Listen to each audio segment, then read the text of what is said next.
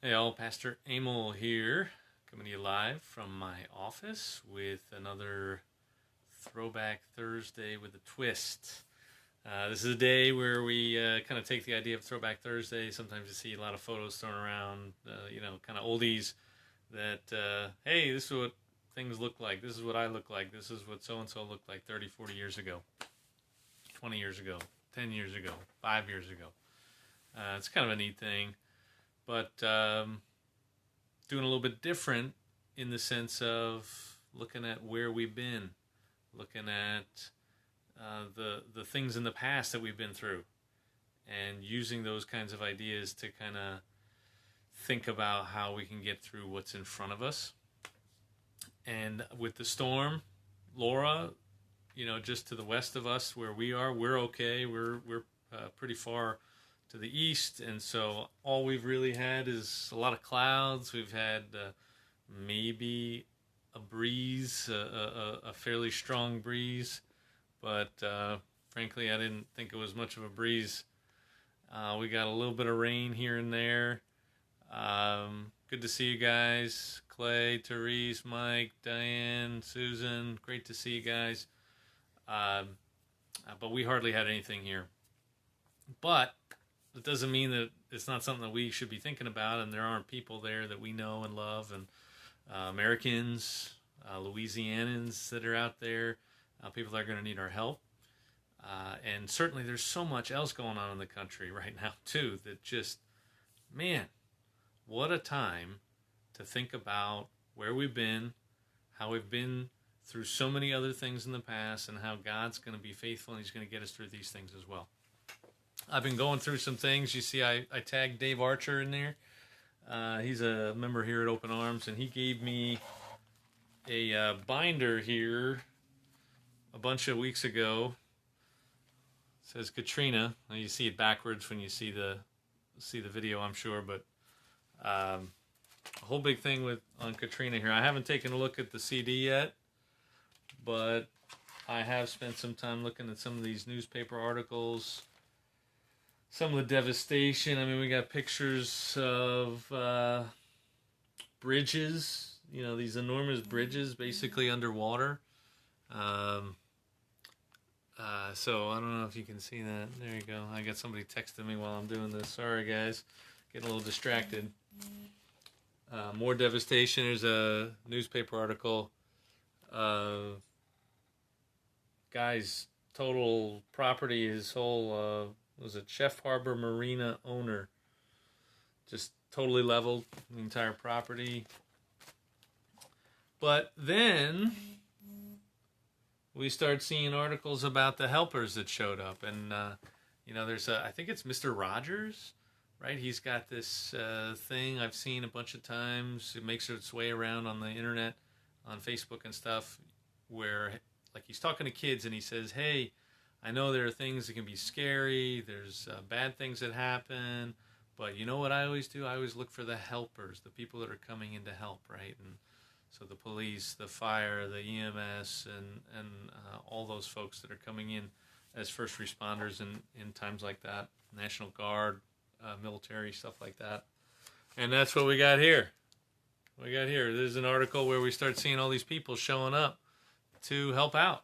People from around the area, but from the stories I've heard, I wasn't here during Katrina, but from what the stories that I've heard, there were so many people, like we here, Open Arms, they were essentially housing volunteers. There were so many of them. They had people coming from all over the place that would stay here so they could go in and help further south where some of the more devastating damage was. And things that got rebuilt. Some landmarks, they get rebuilt, and they celebrate the rebuilding. Here's another one of helpers. Man, they're in boats coming out to help. That's pretty early on, I bet. Tuesday, August 30th, so that's, I think, the day after the storm. So, guys, and then here's an article about looking back. It was the new year going into 2006. And just looking back at everything, but also the Cajun Navy. That's right. I saw something about that in one of these articles. And I think I actually saw something about this storm, Danny. The Cajun Navy is organizing somewhere around here. There's some, we're in a homeschool group, Classical Conversations. They told us about a group of folks that are getting ready to go out tomorrow, head out west and help out. They got some boats and they're looking for supplies, chainsaws, and more. So there's ways to help already. But yeah, there's lots of people coming out to help. This New Year article, yes, we can pray for you, Susan. We'll talk maybe later. And then this New Year's article, right? Looking back at 2005 and looking forward to 2006. And man, guys, we can do this. We can get through anything, and the stuff that we're going through now is not the end. It's not everything. It's a bump in the road. It's terrible while we're in it, but hopefully we grow out of this. We get something out of it. Something changes in us, in our nation, in our world, something for the better. But I think that only happens when we come together. And I'm not sure we've been coming together in all these things. I'm hoping that something like this, and Laura, like the stuff in Iowa where they had some issues with storms a few weeks ago, that those things are opportunities for us to come together, to love one another. I just shared a little quote on Facebook. I got it from Chad Bird. He's got a lot of good stuff out there. But basically, there's no such thing as too much love. There is a such thing as too much, and he went on and listed a whole bunch of different things. There is a such thing as too much of this. There is a such thing as too much of that. But there's no such thing as too much love. There's no such thing as too much kindness and goodness and faithfulness. And so let's make sure that we are taking time to pursue that and not let anyone, anywhere get us panicked and paranoid and fearful and angry. Those things, we can be too angry. We can be too fearful, but we can't demonstrate too much love. We can't. It's just not possible. As somebody in the comments on that original post said, against such things there is no law, which is a reference to another Bible passage. I think it's Paul in Romans either 12 or 13, where he says there's no law. And then Galatians, I think, also, yeah. But, guys, this is terrible. This is devastating. We're fine, again, for a lot of you that aren't sure exactly where we are in Louisiana. We're fine. But there are going to be an awful lot of people that need your help. And I hope you can participate and jump in and be a source of hope for the folks out there. But also take it beyond just the storm and think about everything else that we've been dealing with. And let's breathe some life, breathe some hope, breathe some encouragement. Let's breathe love into all these discussions and situations. There's just so little of it. It's in such short supply these days. We can get through it, right? I showed you Dave's binder with all the stuff, how devastating Katrina was, and yet how we made it through that. We can make it through this too. If you guys have stories, if you guys have examples of things in your own life, or examples from Katrina, or examples from other things, examples from today, maybe things are already happening out there. I'm sure something has already happened out west in southwestern, south central Louisiana. I'm sure there are already things happening, coming together that are good, that are showing us the resilience of Americans, resilience of the folks in Louisiana here. And you know what? We're going to be okay. God is with us.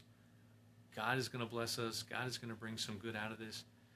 God showed us that there is always reason for hope when he raised Jesus from the dead. Okay? Jesus died on a cross. Yes, he died to pay for our sins, your sins and my sins. But he also rose again from the dead. And he showed us that our hope is not purely an eternal hope, but also a present hope. We aren't always certain of the kind of hope we have in the present. We aren't always certain that the circumstances that we're in will be completely reversed. That is something we're only 100% 100% certain of in the future when we see Jesus again. But there is hope in the present because Jesus was raised from the dead in this age. There is hope. And the Israelites, the Exodus, right? Back in Exodus 14, I think it is about when they're getting out of Egypt after all the plagues and everything. That was a present hope. That defined the Israelites. We are the people that God rescued from Egypt. We are the people that God raised up out of slavery in Egypt by a strong and mighty hand in the present, in this life. There is always hope. There is always eternal hope, and there is also always hope in the present as well. And so I hope that that's something that you can take with you today, but something that you don't just keep for yourself, but something that you share. Let's try and be people of hope. Let's try and be people of love. Let's try and be the opposite of what we're seeing so much of around the country, around the world right now. All right? And I think when we do that, when we remember what God has done for us in Jesus, and we take that with us and put it into practice in our lives, people are going to see Jesus. They're going to see him. They're going to see him at work in our hearts, at work through us in what we're doing and how we're reaching them, and hopefully be blessed by that. Receive Jesus, see Jesus at work in their lives as well. So, God bless you. I hope this is helpful. If you got stories, please put them in the comments. Tell me about them. We can still talk about these. I'm going to try and do this hopefully every Thursday. Just talk about some reasons for hope. And if you got ideas, I want to hear them. I want to use them, put them out there. God bless you guys. We'll catch you soon.